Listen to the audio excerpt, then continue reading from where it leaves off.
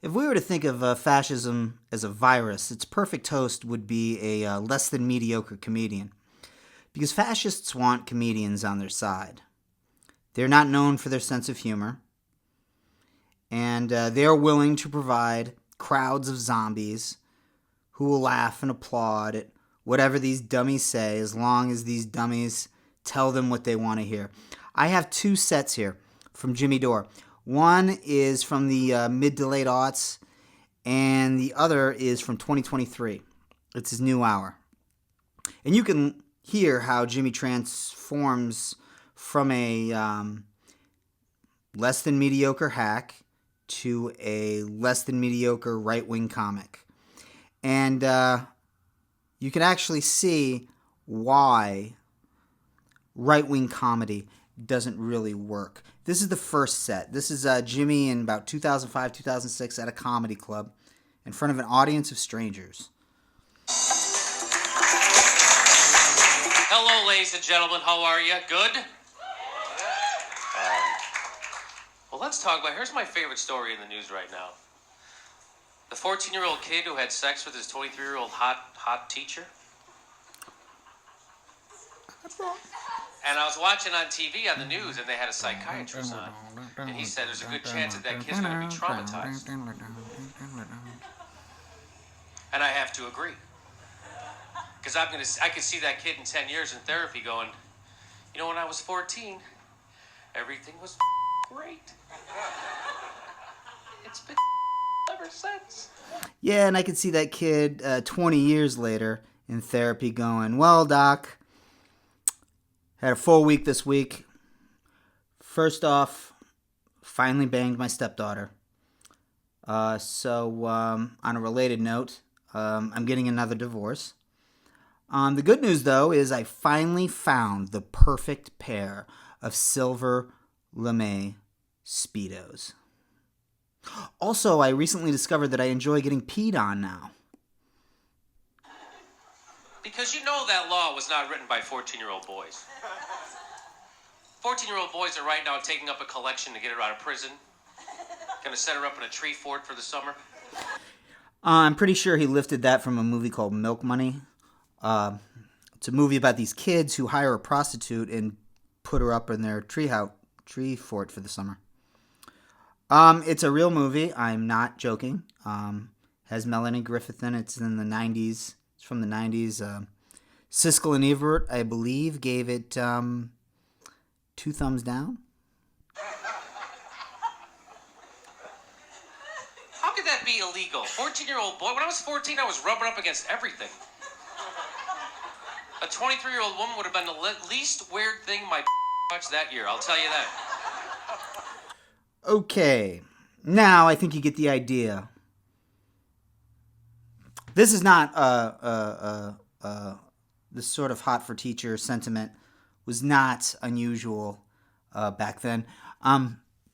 It's kind of a sentiment shared by many a drunken uncle across America,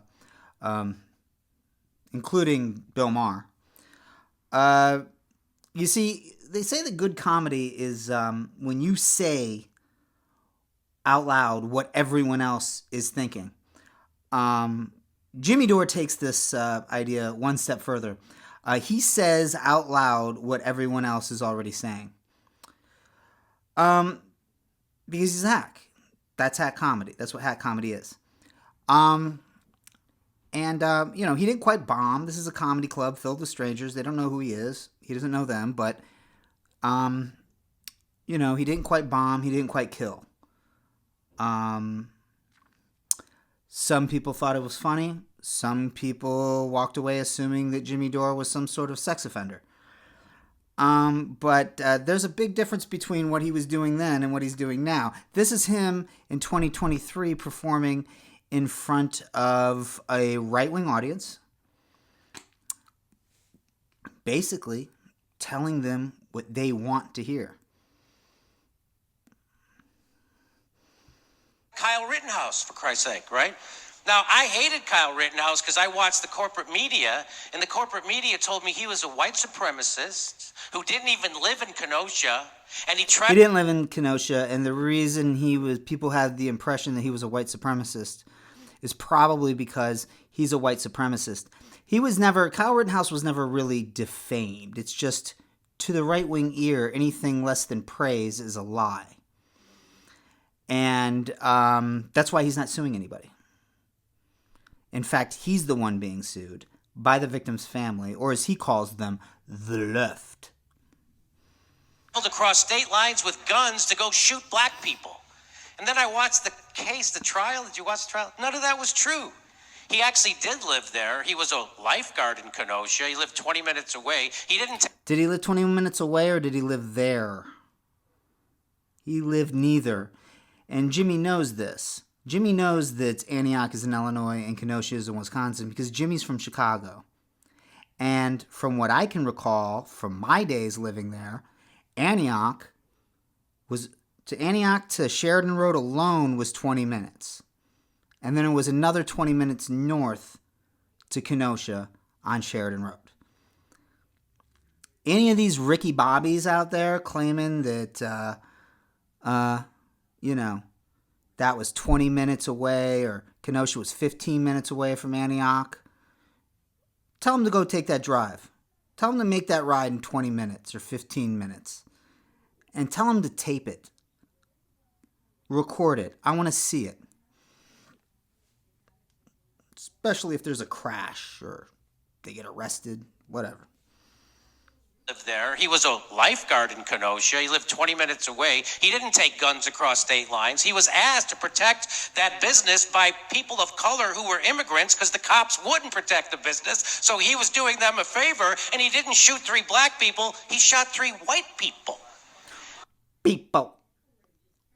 Notice how Jimmy will take Kyle Rittenhouse's word that he didn't bring his gun across state lines, but he doesn't take the word of the business owners who said that they never asked him or anyone else to protect their lots.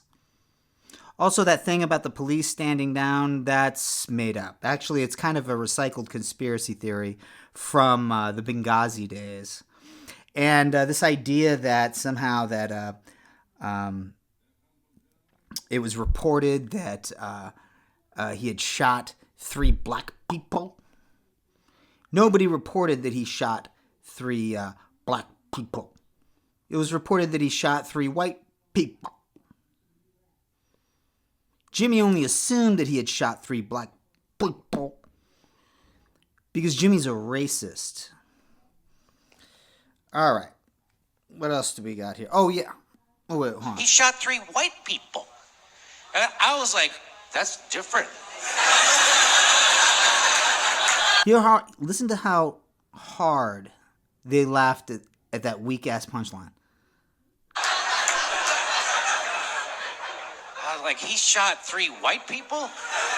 That's a pretty remedial white supremacist. Boy, I bet he took a lot of shit back at the meeting. Oh, did he take a lot of shit back at the meeting? Or were there a lot of Latino white supremacists at the meeting? Was Kanye there, dumbass? You know, the idea that only black people could believe that Black Lives Matter, or only white people could be interested in maintaining the status quo, is racist logic. And that's why right-wing comedy doesn't really work. Because you need to be fluent in their bullshit and believe their bullshit in order for their logic to work. The premises are built on lying.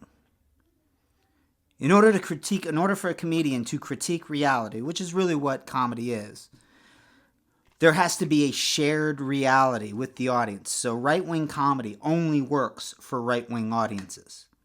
Because normal people would be like, what the fuck is he talking about? Shit back at the meeting. Kyle, what are you doing? It's my first day. It was dark. I'm allergic to pedophiles. Well, maybe Kyle Rittenhouse is allergic to pedophiles, and judging from Jimmy's old set, that's why Jimmy couldn't book him. And that's my point. Kyle